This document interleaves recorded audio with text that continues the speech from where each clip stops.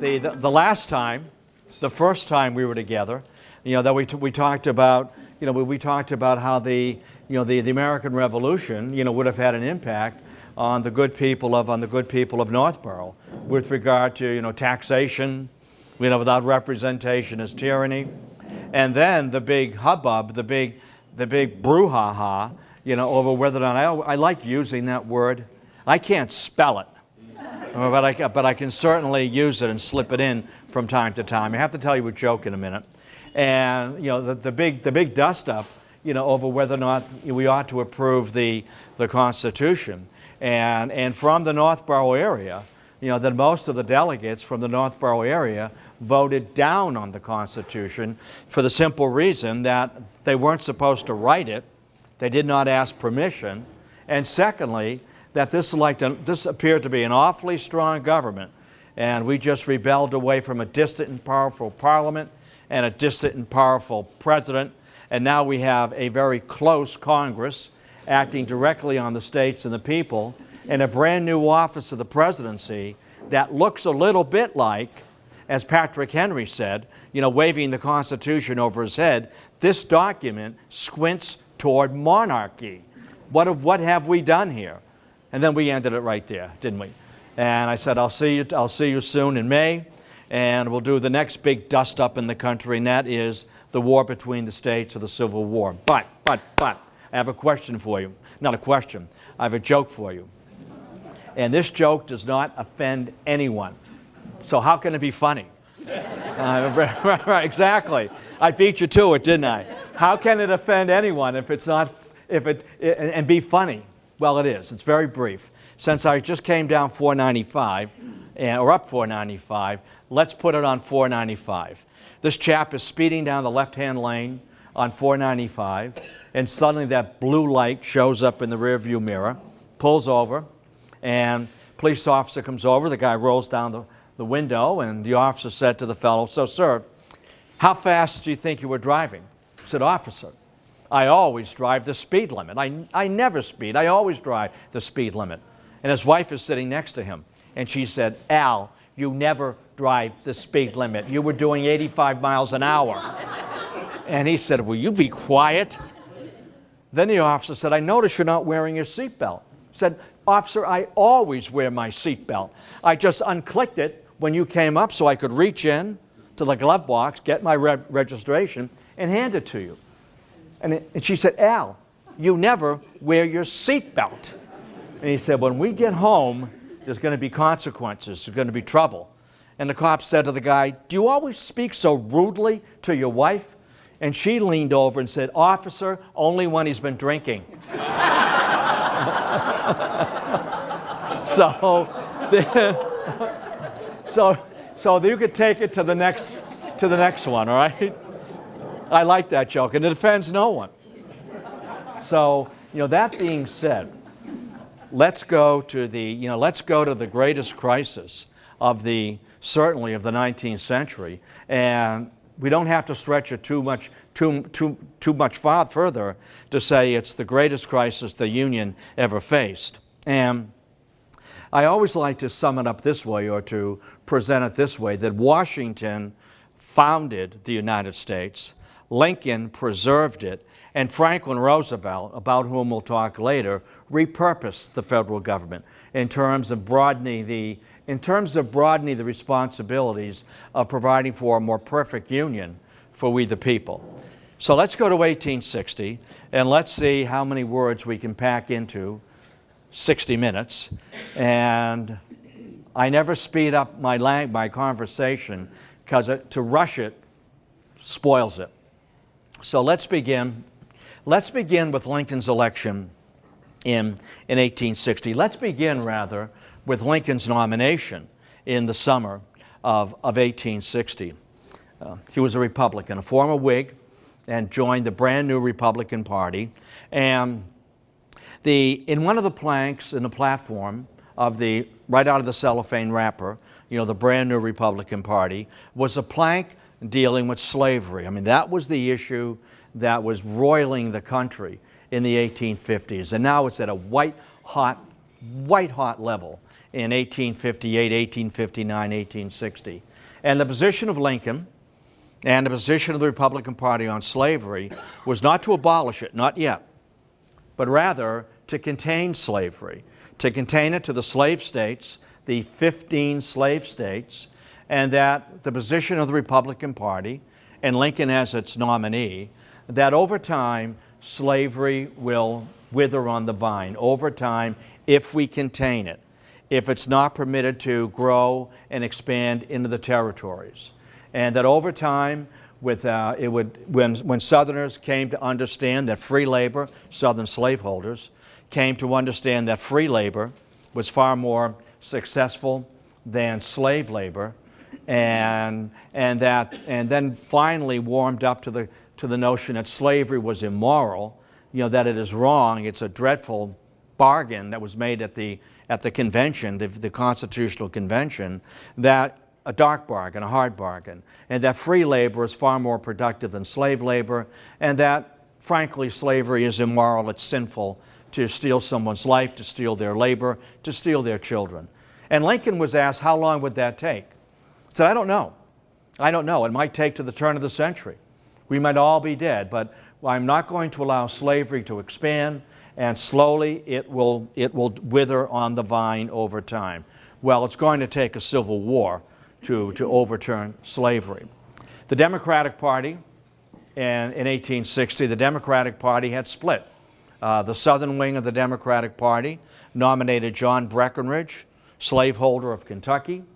The northern wing of the Democratic Party nominated Stephen Douglas of Illinois, whom Lincoln knew well, detested him. Stephen Douglas one time proposed to Mary Todd, when she and Abraham Lincoln broke their engagement, and she wanted no part of him. He was too short. She went in the other direction with Lincoln at 6'3", 6'4", in a size 14 shoe. I can just imagine their first week as a married couple. There are no king-size beds, all right? And I'm sure that he was all elbows, kneecaps, and whatever, climbing into that small bed. So the Democratic Party split into a southern wing and a northern wing. And another party emerges, a third party emerges, and that's the party was called the Constitutional Union Party. And John Bell of Tennessee, slaveholder, and again the term Constitutional Union Party, and Edward Everett of Massachusetts was the vice presidential candidate of the Constitutional Union Party. And Edward Everett, we'll get to this tonight, Edward Everett delivered the Gettysburg Address. That when you look at the program of studies, for Getty's program of studies, like I'm in class, when you look at the program for the events at Gettysburg in November 19th, that next to the name Edward Everett is Gettysburg Address. Next to the name of Lincoln is Remarks. And his remarks are the most remembered epistle in American history, aren't they? And I'll get to that shortly. So with the Democratic Party divided, and now a third party, the Constitutional Union Party, and Lincoln getting the nomination by default. The front runner at the Republican convention in Chicago was William Seward of New York, an abolitionist, one of the founders of the Republican Party. And he had a bushel basket of delegates with him, and he expected a first ballot nomination promptly. It did not come, and it did not come for this reason. And every once in a while we say something, and I wish I could take that word back, or those words back. Someone in the Lincoln camp, it sounds so contemporary, someone in the Lincoln camp going through the speeches of William Seward, sounds like Mrs. Clinton, release your speeches, right? I can't. There's bombshells in them. That's someone going through the speeches of William Seward. Notice that he had used the phrase rather, that in his mind, in his view, that there was an irrepressible conflict coming between the North and the South. That's his word, irrepressible conflict. And the Lincoln people spread that out quickly. And the word to the delegates, to the delegates from Ohio and Illinois. Well, Lincoln had Illinois, but the delegates are from Ohio and Pennsylvania and Michigan. With the situation so tense in the country and the word secession being heard louder and louder and louder and moving from lowercase to uppercase letters, do we want to nominate a president who is perhaps predisposed to war?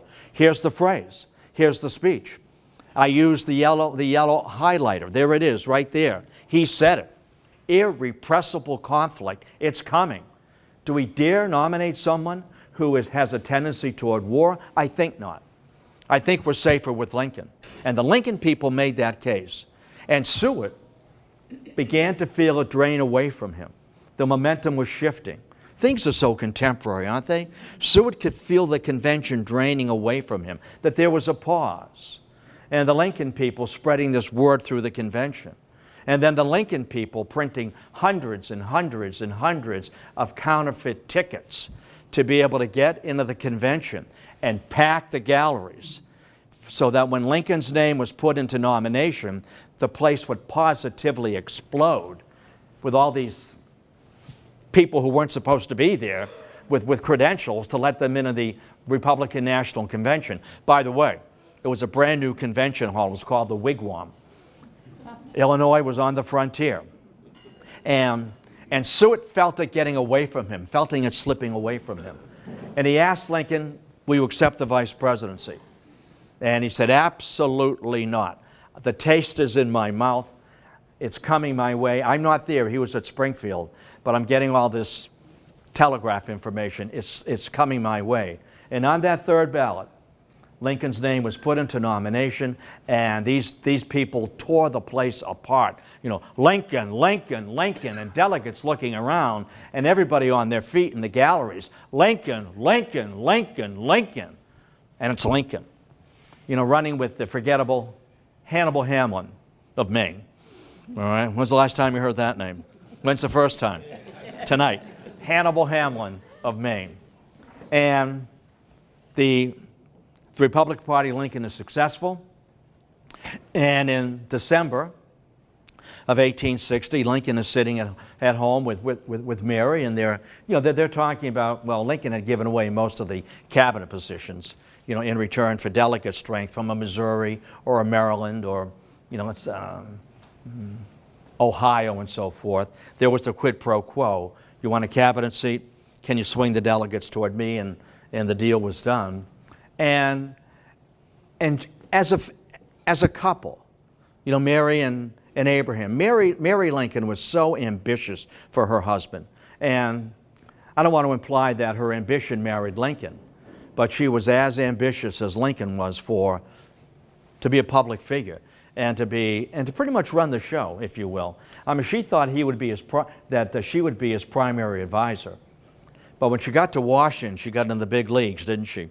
And those elbows came out. And that's another story for another day. But back in the parlor of the Lincoln home, they're talking about going to Washington. And the conversation, as we eavesdrop on it, Mary, should we sell the house? What do you think? And Mary said, let's sell it. And Lincoln said, I've been thinking about that too. And let's rent it.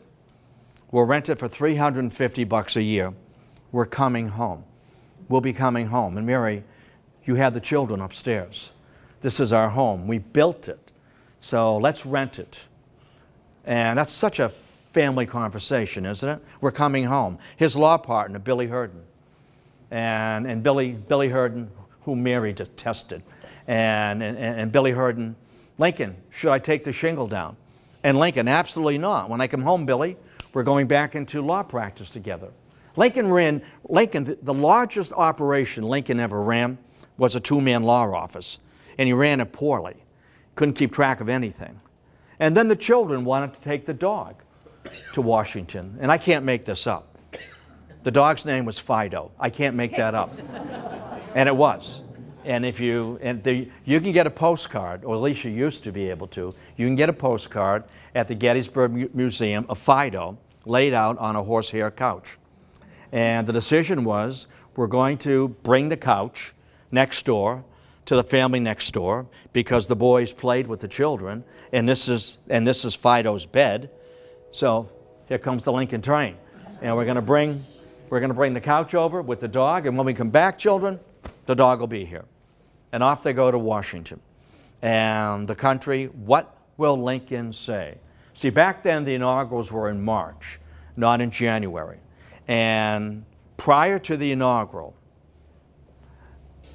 7 Confederate states secede from the Union in February of 1861. They don't even want to listen to what Lincoln has to say. As far as they're concerned, everything he says is a lie. He's a liar when he talks about containing slavery. His first act will be try to abolish it. He's a black Republican. That was the phrase. He's a black Republican. He's in favor of he's just a black Republican, and he is going to ruin our way of life and our economy, our social way of life, and so forth. 7 states out of the Union in February of 1861, and they meet in Montgomery, Alabama, the first capital of the Confederacy, draft a constitution, raise an army of 100,000, have a national anthem, have a flag, send ambassadors abroad to seek diplomatic recognition, and they elect Jefferson Davis as president and Alexander Stephens of Georgia as vice president. And we are done. We have left the Union. And in their Constitution, talk about an irony, in their Constitution there's language that no state may secede from the Confederacy. Once you're in, you're in. We're shutting the door and you're in. You can't get out. I'm going to come right back to that now. Lincoln is preparing his remarks for the nation in March of 1861, and what is he going to say? You know, this is the greatest crisis of the Union. You know, what is this unknown quantity going to say? This big gangling man, you know, with fingers like asparagus and toes like asparagus, and at 6'4", you know, 215 pounds, he's a freak, he's a giant. What is this man going to say? And as Lincoln steps to the edge of the platform, and I can see him pausing and looking, now what does he see? He sees sharpshooters in the windows and on the rooftops. General Winfield Scott, who was, if you will, chief of staff. There was no title such as that, but he's chief of the army. The rumors in Washington was that Lincoln would not live to finish his remarks. And these were the rumors in the taverns and the hotel lobbies, the buzz in Washington. Washington was a southern city, and that he will be gunned down. And so General Scott, sharpshooters in the windows. Lincoln sees them on the rooftops. There's cannon, artillery drawn up in front of the platform, the presidential platform. And what is this? And as Lincoln reaches into his pocket and slowly unfolds the speech, it has carrots and sticks. And the carrots are that I will not attack you. You know, I will not attack you. The carrot is that I will enforce the Fugitive Slave Act because it's on the books. I disagree with it, but the Fugitive Slave Act had been passed years earlier, and it put the federal government in the business of helping southern slave catchers run down, identify, arrest, and transport back to a Virginia or a Maryland their runaways. I dislike it. It's immoral, but it's on the books. I'll enforce it. Carrot, I'll be patient. I know you'll be back. Now, one might say Lincoln was naive. I'd rather think he was patient. Why would you ever dissolve this union? We've been together. I'm anticipating him here. We've been together since almost 77. Who knows you like I know you? We've been together all this time. We've had a disagreement. You've lost an election. But there's another election coming up in 1864, and you can vote me out of office. And I know you'll be back. And Lincoln, in that inaugural, you know, the carrots and the sticks, the stick, I'm a lawfully elected president. I won it fair and square, you know, with 180 electoral votes. I won it fair and square. I'm a northern president, All my votes, all my electoral votes came from the North. Massachusetts voted for Lincoln 63%. That was the tally. And I've been lawfully elected. I've just taken an oath of office to my God to preserve and protect and defend the Union, so help me God.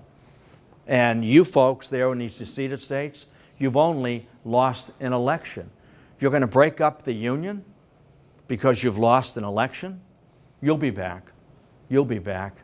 And I'm going to keep the night light on, and I'll keep the front door unlocked, and I'll put a meal up for you in the refrigerator. And when you get back, and I know you'll be back, when you are touched by the better angels of your nature, those are his words, you'll be back. And I'm not going to ask where you've been, who you've been with, and what you've been up to. We've been together for too long. Get home here. Get home here where you belong. No questions asked. And with regard to secession, secession is illegal. It's unconstitutional. There is no language, and you know I always carry one with me, right? You know, don't leave home without it. This is my, students will say, Dr. Hylander, are you packing today? Are you packing? And they'll ask me, are you carrying your Constitution? And I'll say, I'm packing, I've got it right here. And Lincoln made the point. There's no language in the Constitution that provides for secession. There is language to welcome new states in. There is a process for a territory to become a state, and there's no waiting period, there's no probation. When you're admitted as a state, you are admitted with all the full privileges, powers, and amenities of a state, as if you were Massachusetts in 1788. And the Founding Fathers saw the nation growing, expanding, not contracting. Your definition of secession, see, for Southerners and secession, they made the point there's no language in the Constitution that prevents secession. So we can leave. This is no longer the Union that our fathers created in 1788. We're no longer safe here. We don't trust you, Lincoln. You lie to us. You're a liar. And now you have a Republican majority in Congress, and you're going to vote to abolish slavery. This is not the Union our grandfathers joined. We are out. And don't write, don't call, don't come looking for me. We are done. And we're leaving peaceably, just as we joined peaceably when we ratified the Constitution in 1788. Now, they were right. They were right. And Lincoln did not argue that point. He said, I don't argue that point. There is no language in the Constitution to prohibit slavery. But he would say, because our forefathers never thought anybody would leave. What a deal we've got here together. We the people, a more perfect union. Why would you leave me? We've been together all these years, 77.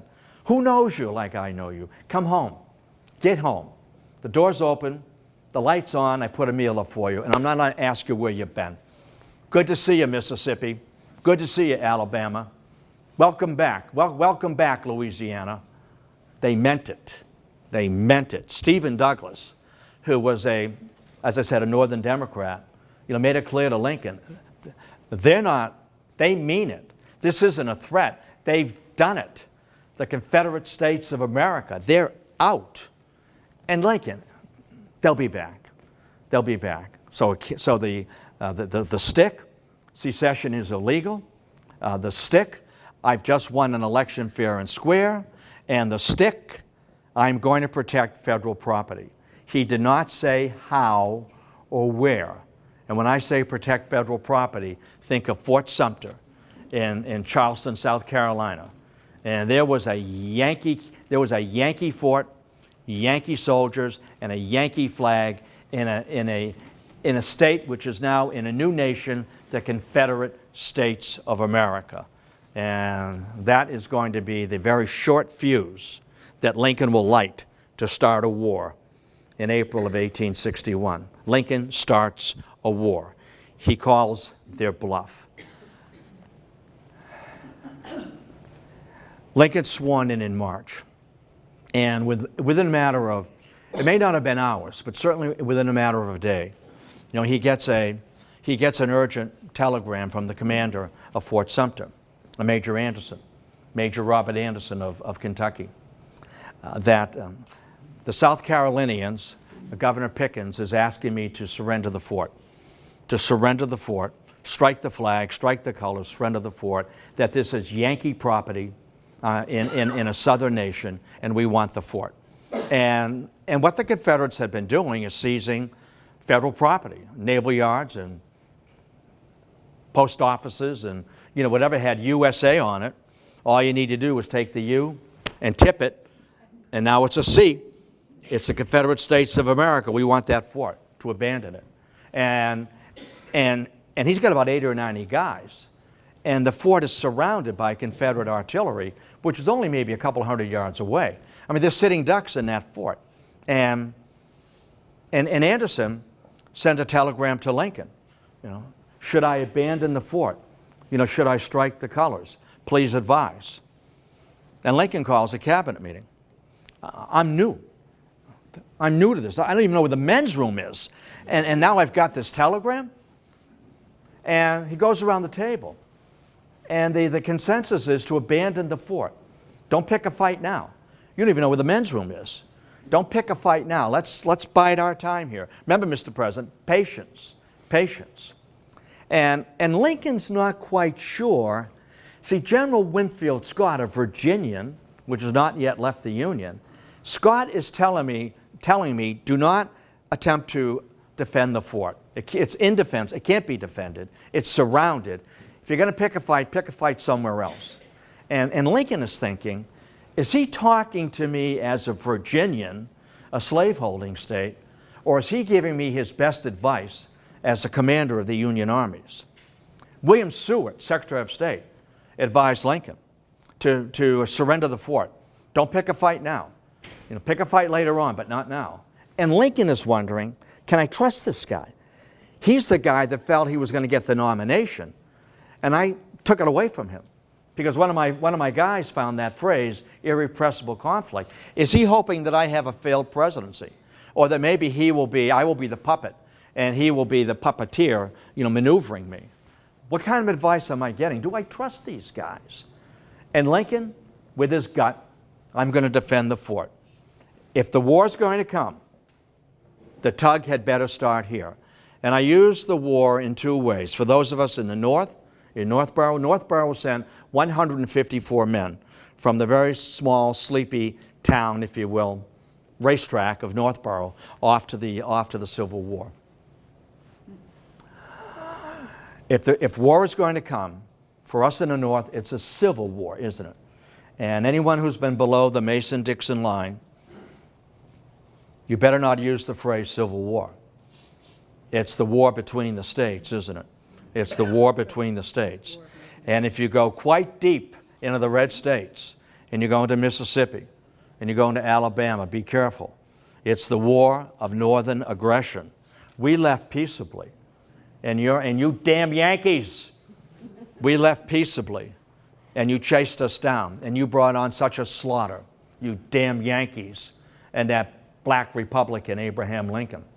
That's why the South was so solid for the Democratic Party, for decades and decades and decades, through one presidential election cycle after another. The solid South, solidly Democratic. And you Republicans brought the war on. You Republicans ended slavery. You Republicans ended our way of life. The night they drove old Dixie down, you Republicans, you Yankees. A little bit of that still lingers. A little bit of that at the Legion halls or the VFW halls. It's there. It's there. Everybody stands and sings Dixie. I do. Even though I'm a Northerner, I'm not going to stay seated. Right? I don't want my tires slashed. All right? So you're up there singing Dixie. All right? Lincoln's a lawyer. Lincoln is crafty. Lincoln is clever. Lincoln always enjoyed being underestimated, and that, who was that detective series? Columbo. Remember Columbo liked to underestimate me because I'm quicker than you are. I want you to think that I'm an idiot, a donkey, and you let your guard down and you're not terribly cautious. Lincoln set up the South. He caused a war. Lincoln starts a war. him, I am going to reinforce Fort Sumter, not with soldiers, with food only. See, Major Anderson had told Lincoln, I'm running out of supplies. I'm going to have to strike the colors. And Lincoln, I'll send you supplies. And as those supply ships are being gathered and on a mission to the harbor of South Carolina, Lincoln sends a telegram to Governor Pickens of South Carolina that you can expect supply ships on this day. And this is not an attempt to reinforce Sumter with cannon and troops. It's to feed hungry men. In that inaugural, I said that I would defend Northern property. And that's my fort. That's my fort. It's not your fort. I'm gonna hold the line here. Governor Pickens gets it, and he knows what this means. You know, if Lincoln is able to reinforce the fort, it takes the wind out of our sails. If we're an independent nation, how can we have a fort in our harbor with a Union flag on it, claiming to represent the Union when we're an independent nation? You know, it's hypocritical. It's idiocy. We're not an independent nation if we allow Lincoln to resupply Fort Sumter. I'm not going to open fire on that fort. He sends that telegram down to Jefferson Davis, the President of the Confederacy. This is above my pay grade. I'm not making this call. And Jeff Davis, who wanted no part of being President of the Confederacy, he wanted a command. He was a West Pointer. He wanted a field command, but wound up being President of the Confederacy, and not a very good one, by the way. And Davis knew what it meant. If I let Lincoln resupply that fort, it makes a mockery out of being the independent Confederate States of America who are sending ambassadors abroad to gain diplomatic recognition. So Jeff Davis emails, no, he couldn't have emailed him. Jeff, couldn't have happened. Couldn't have happened. Jeff Davis telegraphs back up to South Carolina. When those ships arrive, fire on them, drive them off. Otherwise, we are not an independent nation. Drive them off.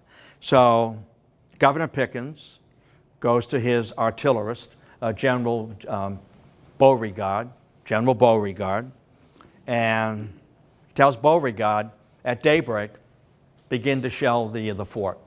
And Beauregard, he doesn't want to do this. He's from Louisiana, and Beauregard doesn't want to do this for a very personal reason. The commander of that fort, Major Anderson, he was my teacher at West Point. I don't want to fire on my professor.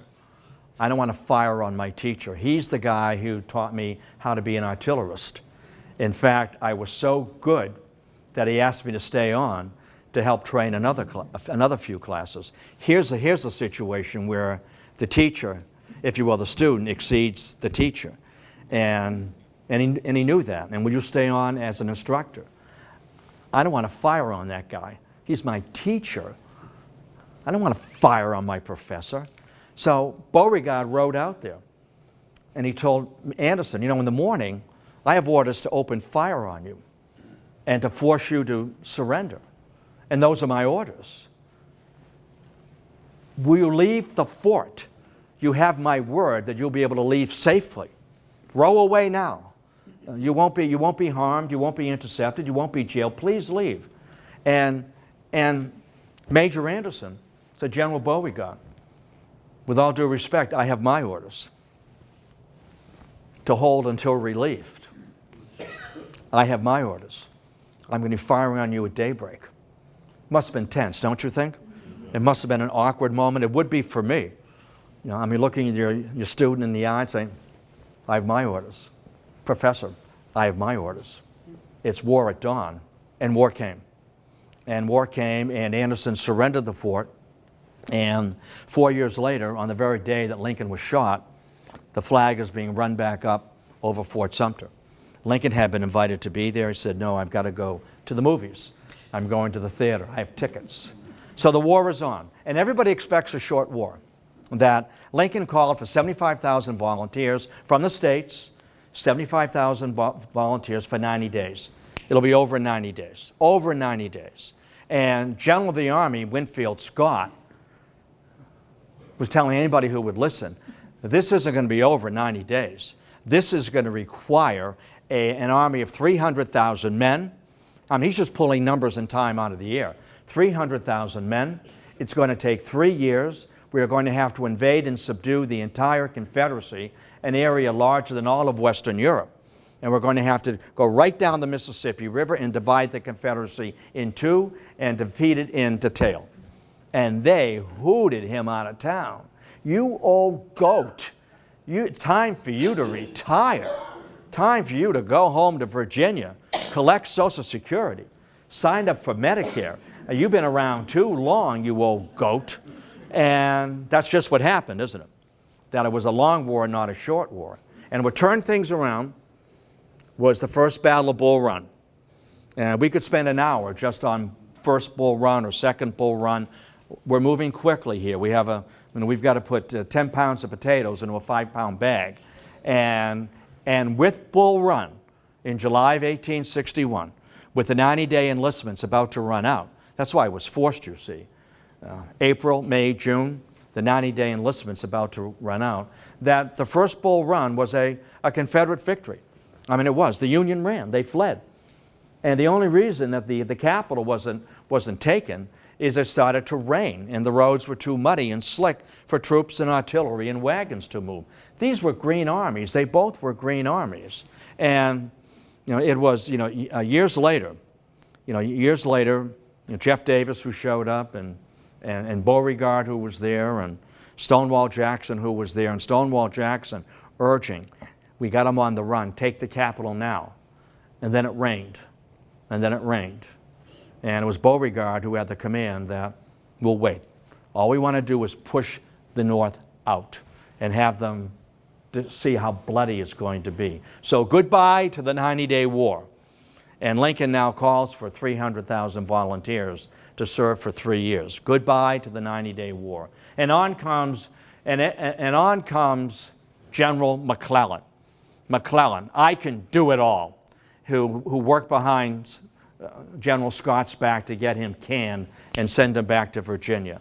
McClellan, 34, 35 years old. Boy, could he fill out a uniform. Could he give a briefing? But all he did was march and march and march and plan and plan and plan and find every reason possible not to attack. And Lincoln grew weary of his inactivity. And Lincoln will finally fire him after the Battle of Antietam. And it's interesting that when Harry Truman fired MacArthur, he knew there was going to be blowback, and he asked his staff, what kind of blowback did Lincoln receive from the press and the public when he fired McClellan? The soldiers loved McClellan because he didn't fight.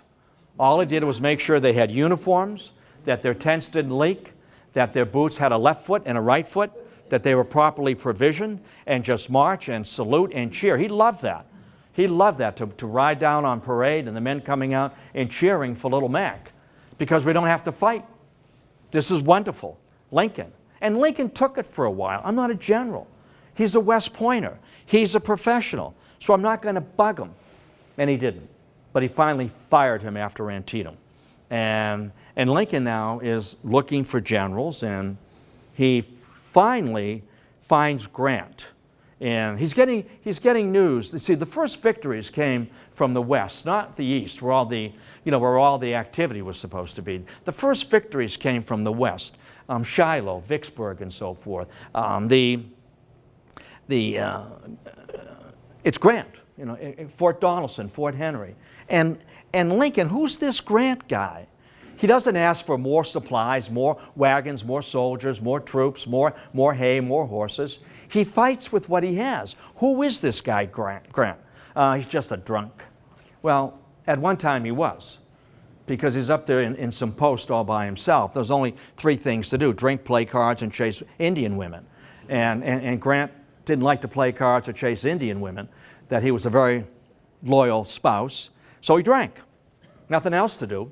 And that's the reputation that he got. But then the war came, and the Union's looking for soldiers, and Grant got another shot at it. And now he's out west, with Sheridan and with Sherman, and getting headlines. And Lincoln, who is this guy?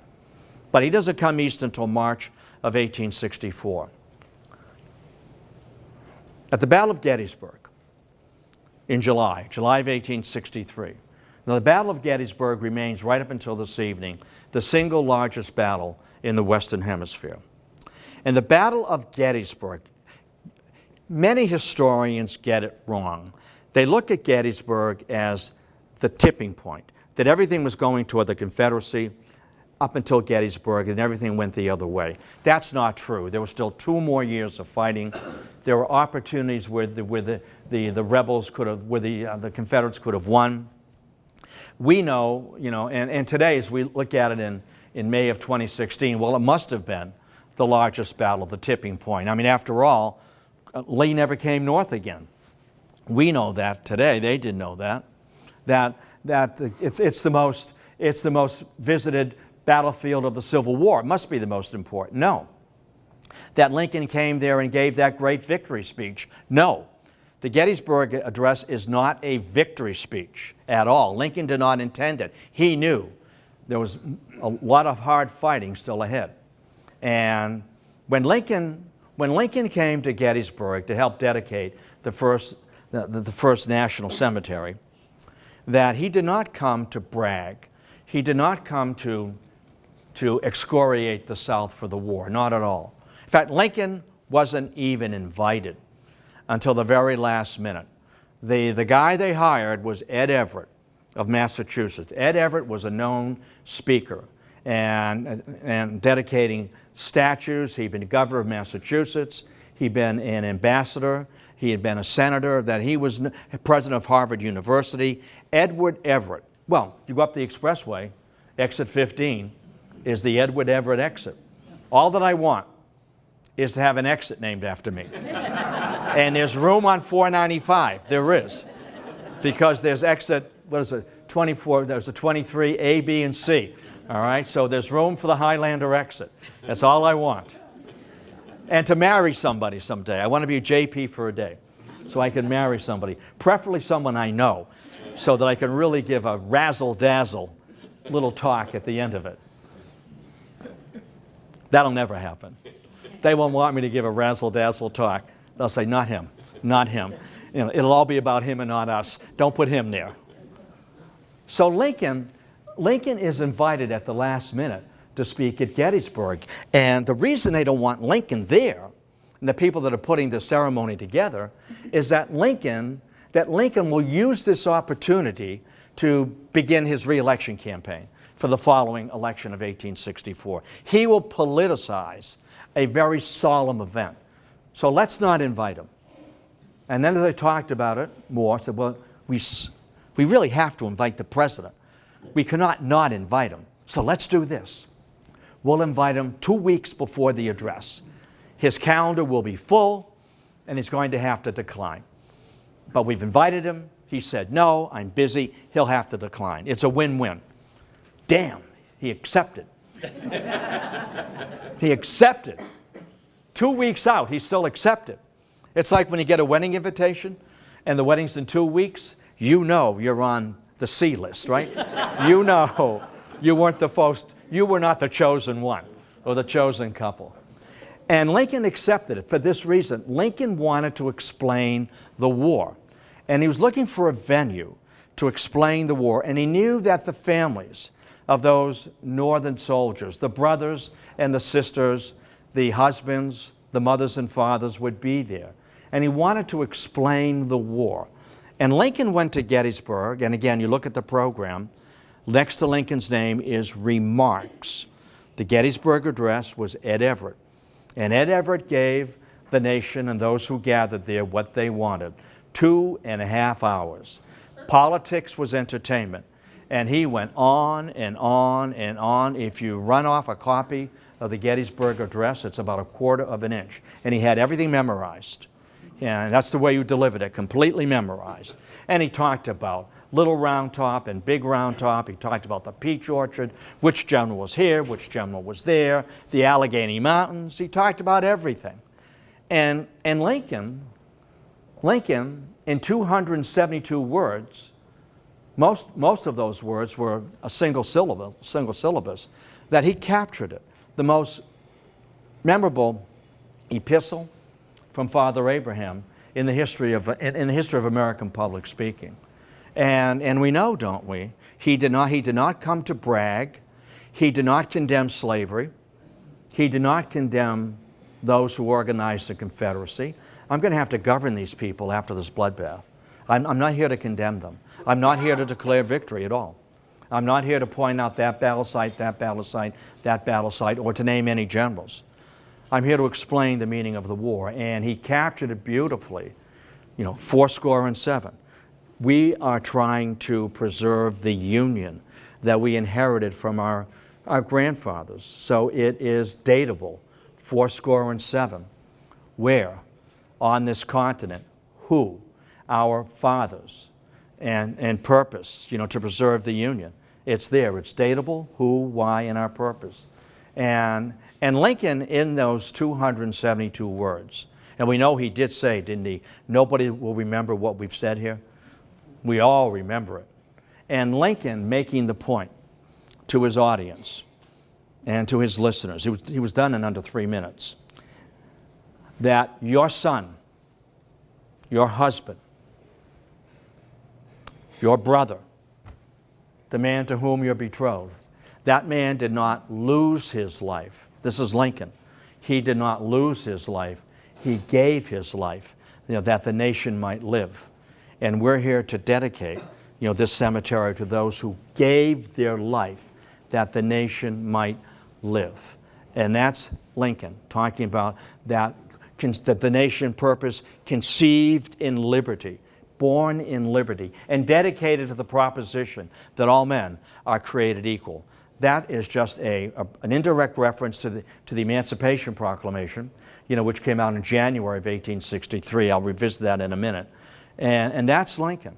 They gave their lives. They didn't lose their lives. And that government of, whenever people read the Gettysburg Address, they read it incorrectly.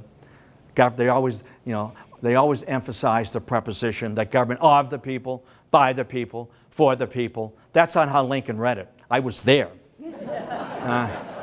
He emphasized the noun, the collective noun, and he read it of the people, by the people, for the people, shall not. That's the Bible. That's the Decalogue. That's the Ten Commandments. Shall not perish. Living organisms perish. He could have said, shall not dissolve, or whatever, shall not fail. Lincoln chose words carefully. Words were weapons. Words were there to convince that this government that we the people created, our fathers, 77, shall not perish. And then he's done. He's done in under 3 minutes. He sits down and nobody says a thing. There's no applause. They were waiting for more. They expected 2.5 hours. He's done in what, 8 or 9, 30 sentences or something. He's done. And Lincoln is disappointed.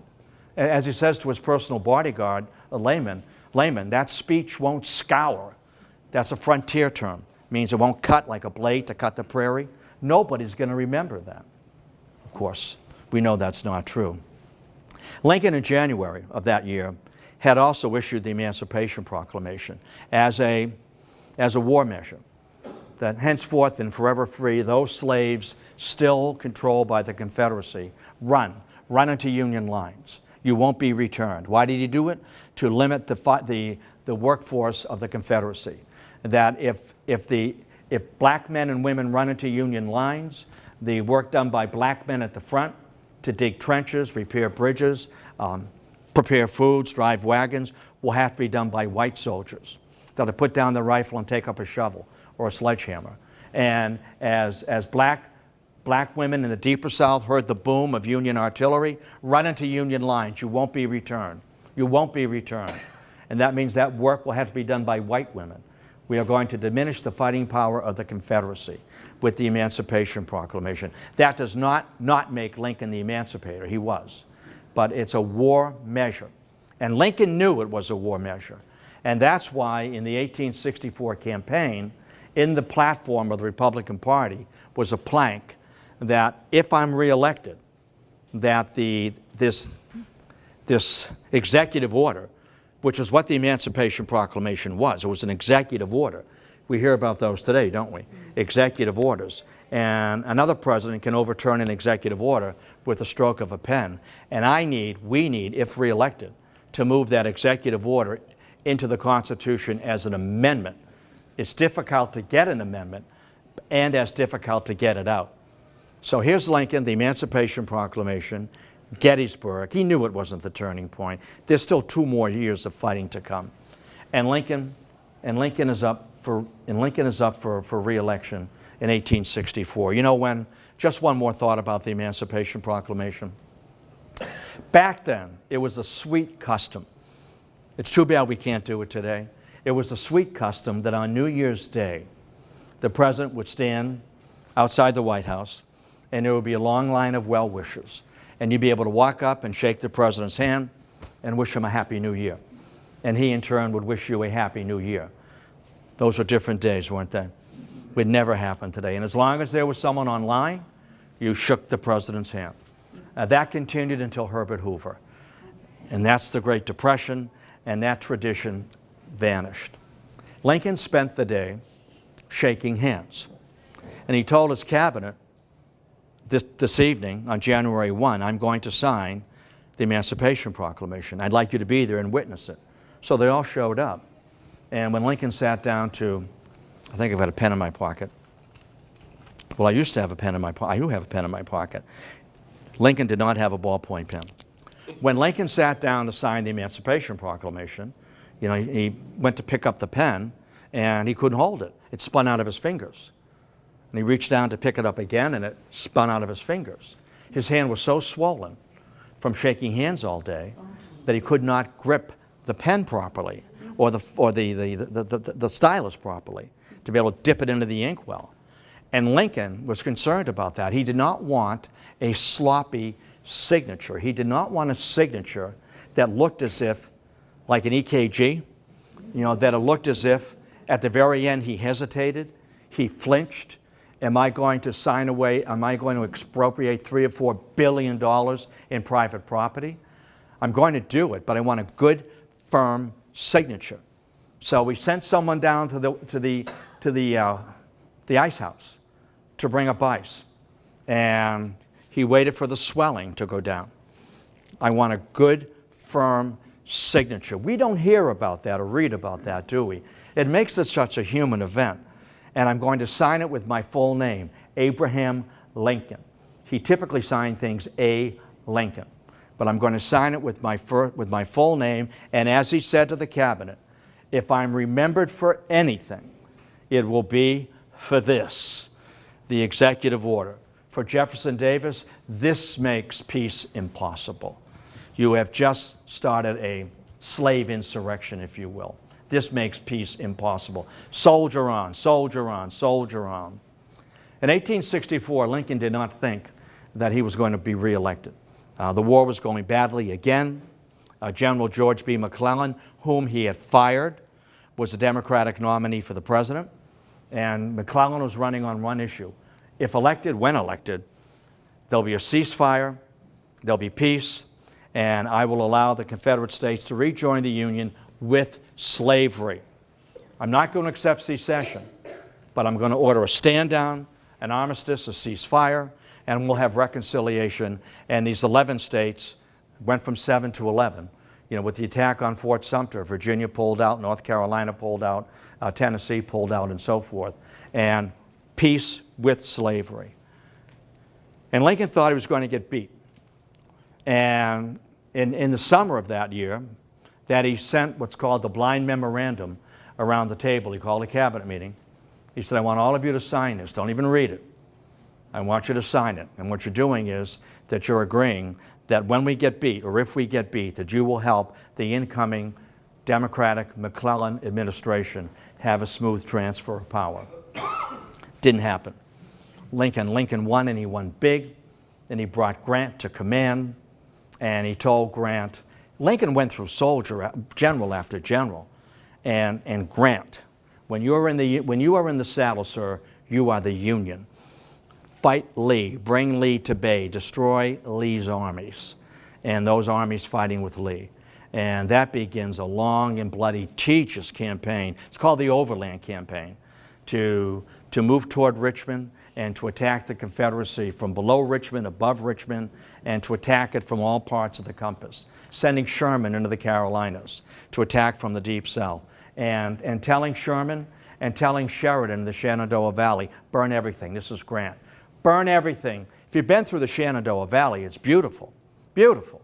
And it was the breadbasket for the Confederacy. And Grant to Sheridan, burn everything. Leave the women with nothing but their eyes to cry with. Burn everything, burn everything. Burn everything so that a crow flying over the Shenandoah Valley will have to carry, he said, its provender, he meant its food, in its beak. Destroy everything. And Sherman's bummers, destroy everything. Sherman's colonels, the lieutenant colonels, how will we find you, General Sherman? Follow the smoke. I'm burning everything in the Carolinas, beginning with Atlanta. He didn't burn Atlanta. Retreating Confederates burned Atlanta, but don't tell them that. All right, don't tell them that, because then you're going to get your tires slashed.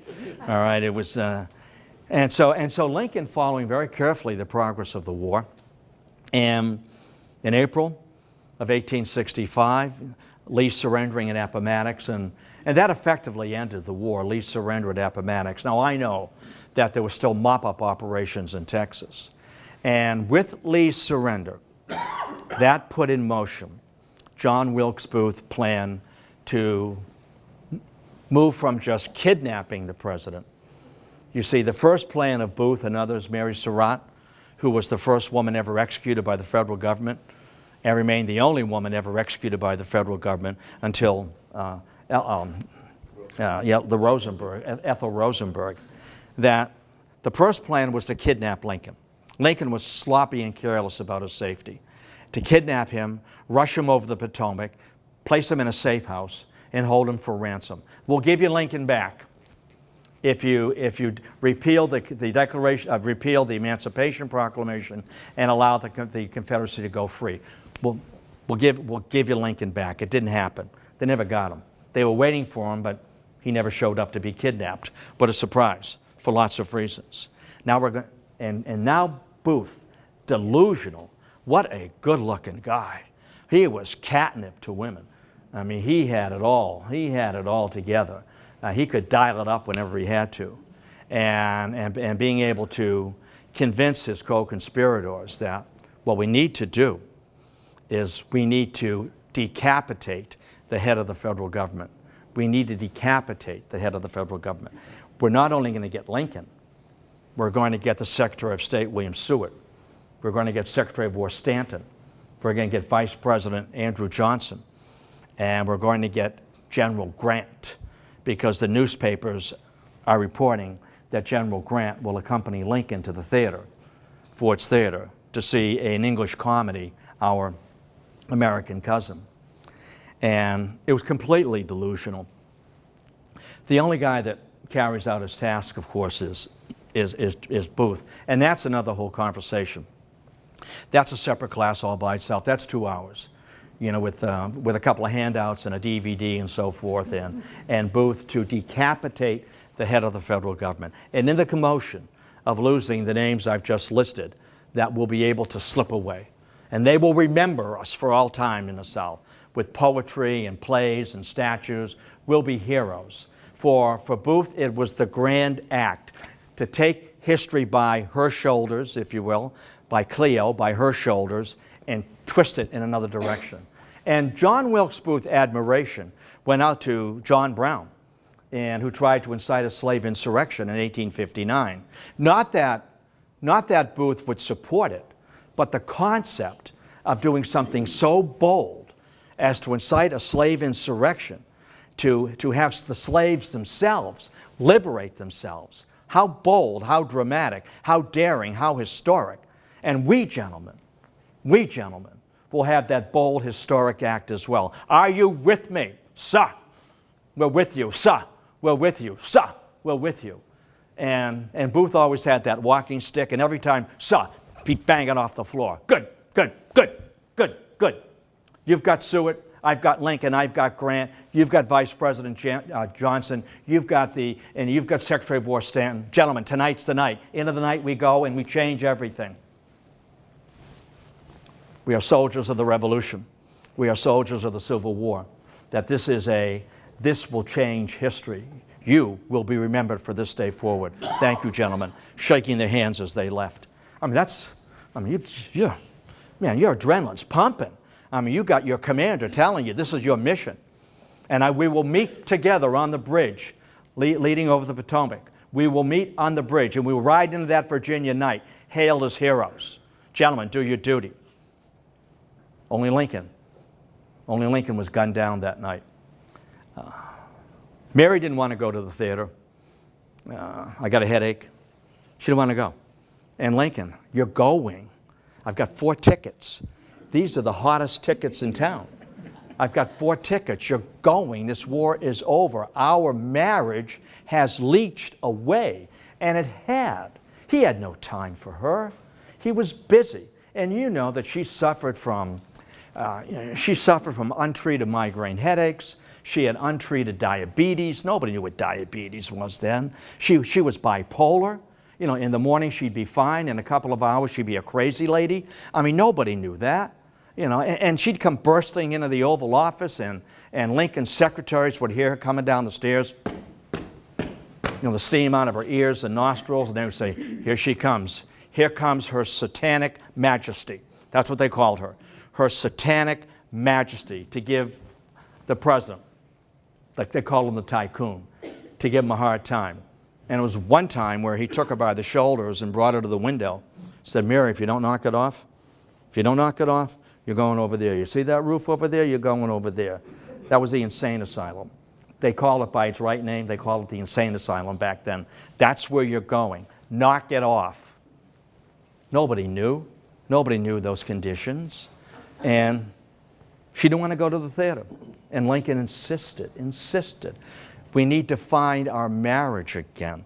It has leached away. It's grown arid. It's grown dark and dangerous. And you have become dark and dangerous. And we need to go to a comedy. We need to go. Mary, get your dress. She loved buying new clothes, didn't she? And on April 14th, Mary put on a brand new dress, and a blue checker dress, and put her bonnet on. And Lincoln combed his hair. He always combed his hair by running his fingers through it. And arm in arm, they went out of the north door of the White House for the last time forever as a couple. And waiting for them, was John Wilkes Booth. Those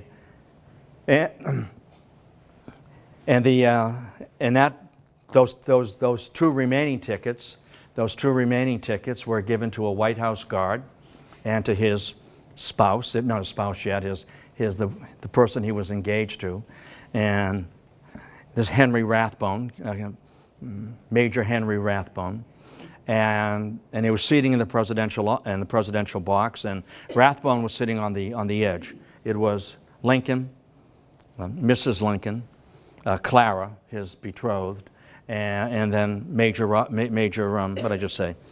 Rathbone, Major Henry Rathbone.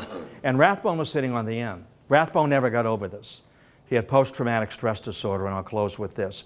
Rathbone saw a crack of light come into the very darkened presidential box.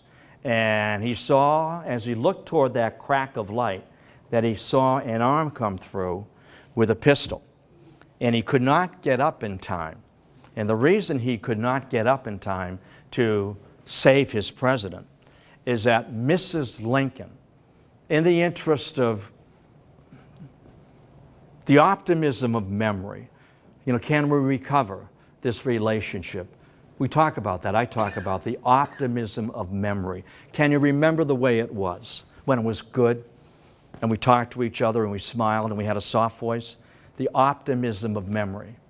And she took her chair and she hitched it over toward Lincoln's. She put her head on his shoulder.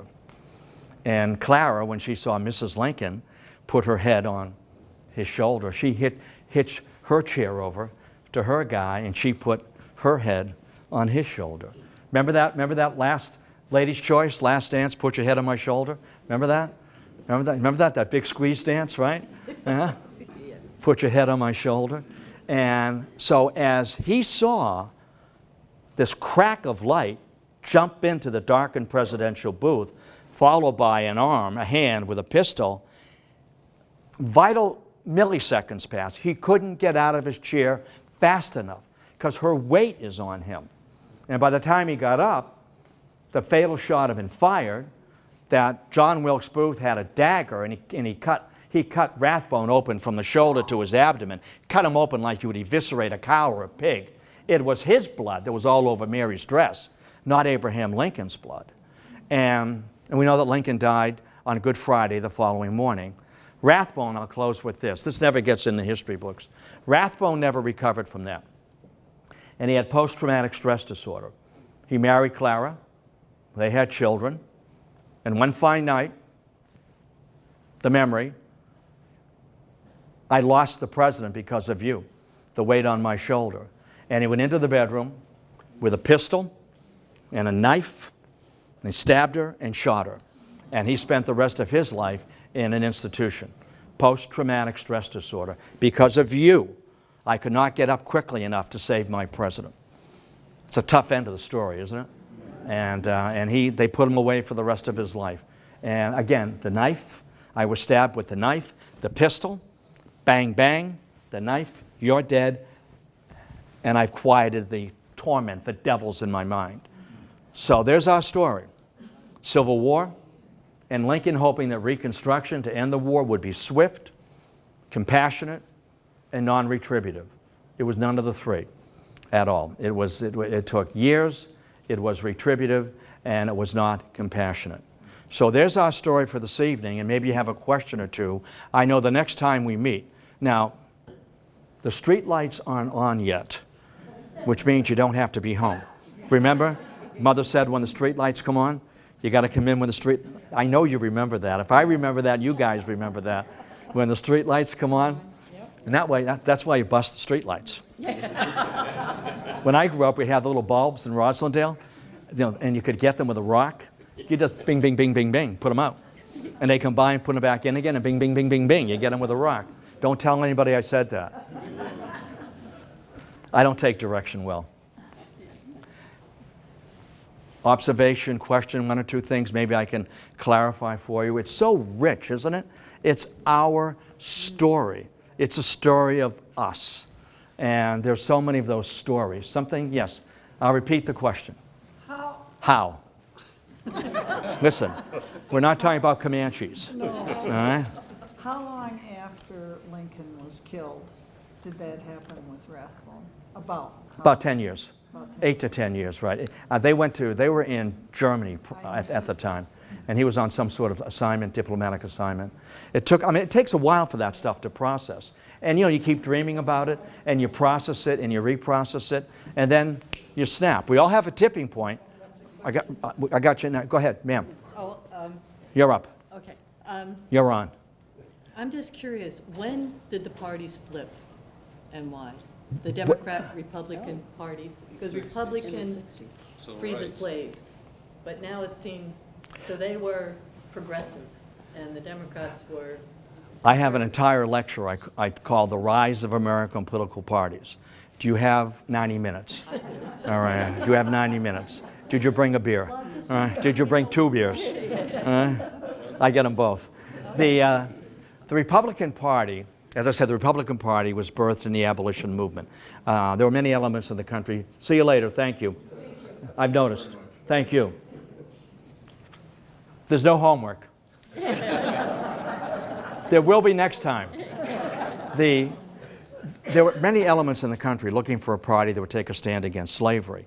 And the Republican Party was kind of a compilation of the Whig Party, the old Whig Party, members of the Democratic Party from the North that wanted to stand on slavery, the Know Nothing Party, the Anti-Nebraska Party, and these former Whigs, Lincoln, becoming Republican to take a stand on slavery.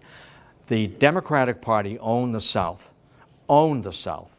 until Richard Nixon cracked the solid South in 1960 and really cracked it in 1968 because the Republican Party was the party of emancipation. The Republican Party was the party of war. The Republican Party destroyed our way of life. And we Southern Democrats, states' rights, slavery, and limited government. So the concept of a solid South always voting for the Democratic Party, was birthed at the close of the Civil War. And then slowly those blue states have become those blue states have become red states, haven't they? You know, and Richard Nixon, Kevin Phillips wrote a book, The Emergence of a New Majority, or something like that, The Emergence of a Southern Majority, talking about that these southern states no longer felt the Democratic Party spoke to their interests, that the new Republican Party, the party of law and order, the party of conservative social values, economic values, a party that wanted to put strict constructionists on the Supreme Court and the federal court. And Nixon in '68 began to crack dramatically that Democratic solid South. And it still is in flux today, isn't it? Red states and blue states. Red states, I got a blue state. Would you please come forward? All right. You're New Jersey, you're Alabama. All right. So it really. I just wondered. Yeah. I mean, it's been moving around, and those political alignments continue to realign themselves, don't they? I mean, the Tea Party got involved, and this whole Trump thing, wherever that goes. And speaking of 1968, I saw a Trump sign, and beneath Trump it read silent majority. And you may remember in 1968, Nixon talked about a silent majority. You know, that I represent not the shouters, not the hecklers, not the protesters. I represent the people who stay married, go to church, support their government, pay their taxes, earn a living. I represent the silent majority. I hadn't seen that since 1968, and I said, whoa, boy, there's a trigger. There's a trigger, at least for me. Wouldn't you say that the civil rights movement of '64 and '63 really made the South go away from the Southern? It did, and that civil rights movement was beginning earlier than that. But that really began to energize it as well. And George Wallace in 1968, the American Independent Party. There you have it. But we can't get into all of that. I mean, that's an NPR forum for all day. You. Go ahead. Was the Lincoln-Douglas debate as intense, as vicious as it is right now? As far as the intensity? It was the Lincoln-Douglas debates. Were they as intense and vicious? They weren't as personal, but they were solid with regard to topics, issues, and a position. And these are just two candidates who debated 7 times across the state of Illinois. And they went on for hours debating one another. It would be a 3-hour debate, just the two of them. And they would ask each other questions. And the crowds would be in the thousands. And they'd be hooting and hollering and so forth. And Lincoln, who had a voice like a trumpet, a voice like a bugle, that what one always did in these public debates is you had somebody at the back of the field or the back of the hall to make sure you could be heard. There's no amplification. And what you did was, at the back, that to let the speaker know I can hear you, is you raised an umbrella and you opened it up. And that was the signal. If I'm speaking, you've got the umbrella up and you're 200 yards away from me and you can hear me, everybody can hear me. I mean, there's no microphone. There's no crooning, like Frank Sinatra. What made Frank Sinatra was he could croon, make love to a microphone. He wasn't Kate Smith. Bah, bah, bah. I mean, you could croon and make love to that microphone and everybody could hear you. And that's why you could dance to Put Your Head on My Shoulder, right? Yes, sir. Okay, I have 3 quick questions. That's quick. That's good. Was it Meade, the general at Gettysburg? Who? Meade. Meade was the commander at Gettysburg. Okay. He had just been appointed at Gettysburg. When are you going to speak again? Tonight. Tonight. I'm going to get a beer in about 45 minutes. And I'm going to talk to Ellie, the bartender. Great girl. When was the last time that Massachusetts went Republican? Was it during Oh, geez. Whoa. When's the last time Massachusetts went Republican? We voted for Reagan. Oh, yeah. Yeah. Right, we did. Yeah. Dukakis, and he was a weak candidate. Dukakis couldn't carry his own home state. That means you're in trouble. I mean, the Democratic Party, I got you. The Democratic Party in the 20th century nominated 2 very weak, and this is editorializing, George McGovern and Mike Dukakis. They were absolutely crushed. Well, McGovern carried Massachusetts. Yes, he did. Yeah. McGovern was a lefty. He was a Bolshevik. But I can't help it. I can't help it. Sometimes I don't have a filter. You ought to get me in class. Yes. McClellan become president, Pardon me? if McClellan had become president Yes. of the United States, do you think the South would have taken him up and they actually would have joined the Union, or do you think they were still? Here's the question. If McClellan had become president, and this is speculative, but if there had been a ceasefire, good question. If there had been a ceasefire, it would have been so difficult to resume the fighting with all the blood and all those grieving families. All the South would have had to have done, the Confederate, sit back, wait, and then what had been a McClellan agenda would simply have, I think, resorted in the Confederate States of America, and you would need a passport to go to Disney. But once you would stop the fighting and all that bloodshed, in terms of today's population, as a percentage, 5 or 6 million would have died. And then you've got even twice that being wounded. It was a bloodbath. Are you familiar with the short stories of Ambrose Bierce? And they are dark. They're about death, and they're about something chasing you all the time. And somewhere there's a bullet that's got your initials on it. And it's going to find you in a trench. It's going to find you in a charge. It's going to find you on the other end of a sniper round. And dark, but true. Ma'am, somebody else had did you have a thought? I saw 2 hands down there. I'm double vision. I got you, then you. Yes. Yes, sir. What was happening in the state of California and the Western Territories at that time? Utah? Yeah. California never got involved the way, let's say, Massachusetts did, or Virginia. It was out there. There were Confederate sympathizers out there, but it petered out there. Texas was tough, but California, Oregon. By the way, it's Oregon, isn't it? People say Oregon. I hear it on the news all the time. It's Oregon. They were just on the periphery of that. At the end of the war, that's where all the soldiers went. They went out to the western states. That's where Custer went. Custer went out there and the Little Bighorn. And he had a brevet promotion, General Custer, the youngest general in the Civil War. And when the war over, there's nothing left. And now I'm going to go out to the plains as a captain. I need adventure. So I'm going to take on the Lakota Sioux. That was a bad day. He woke up dead that day, along with 272 other soldiers. Grant wasn't surprised. Grant wasn't surprised at all what happened. He said, he's reckless, he's immature, he's a headline grabber. And it's bad enough that, he died, but he took 272 men with him because he was so stubborn, and refused to call for reinforcements or to bring up the Hotchkiss, if you will, almost like a Gatling gun. I can take these Indians. I thought I saw somebody. Yes, I did see you. No, yeah. Could you elaborate on the burning of Atlanta? The burning of Atlanta. Do you have a reason for asking? Are you from Georgia? No. Okay. When Sherman closed in on Georgia, and he asked Georgia to surrender, and they did not. And John Bell Hood, who was reckless also as a Confederate commander, John Bell Hood was in charge of the defense of Atlanta. And he surrendered. He gave up Atlanta. They retreated through Atlanta. And as they retreated, Southern soldiers burned cotton, they burned supplies, they burned warehouses. And as that conflagration began to grow and expand, it sucked in wind. And a huge windstorm. We have, a forest fire. That wind is pushing that fire. And when that fire got going in Atlanta, it just swept through Atlanta.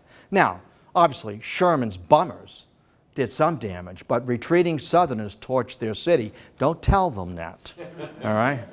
But in Savannah, when Sherman moved his army, toward Savannah and toward the coast, and the mayor of Savannah declared Savannah an open city because he knew what had happened to Atlanta. It had burned right to the foundation. And then Sherman took this is like a weather forecast, he took a hard left and went into the Carolinas. He did more damage in South Carolina than anywhere. because South Carolina was the first state out of the Union, you see. They led the way, and they're going to pay the price. And South Carolina was absolutely torched. You don't hear much about that, do you? We hear about the burning of Atlanta. To answer Joe's question. About California? No, you come back to do the Spanish-American War, I believe in June. That's right. Then you're going to do the Great Depression. Then you're going to do the Cold War and the Middle East. Wow. I'm going to do all of that? You gotta do some studying. You have a book. Through November.